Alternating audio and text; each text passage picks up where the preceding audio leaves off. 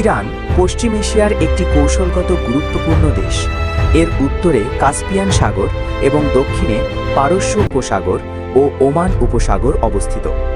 ৯.২ কোটিরও বেশি জনসংখ্যার এই দেশটি আয়তনে বিশ্বের ১৭তম।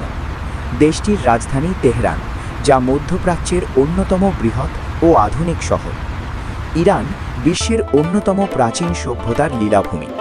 খ্রিস্টপূর্ব ৫৫০ অব্দে সম্রাট সাইরাস দ্য গ্রেট কর্তৃক প্রতিষ্ঠিত আকেমেনীয় সাম্রাজ্য ছিল তৎকালীন বিশ্বের অন্যতম শক্তিশালী শক্তি।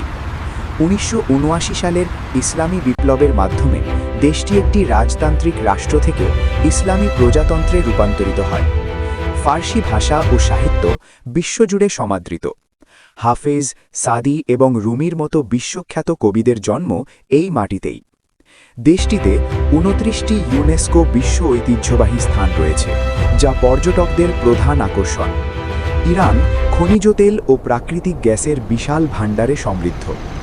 ওপেকের সদস্য হিসেবে বিশ্ববাজারে জ্বালানি তেলের দাম নিয়ন্ত্রণে দেশটির গুরুত্বপূর্ণ ভূমিকা রয়েছে। কৃষিক্ষেত্রে জাফরান, পেস্তা এবং ডালিম উৎপাদনে ইরান বিশ্বের শীর্ষস্থানীয় দেশগুলোর একটি।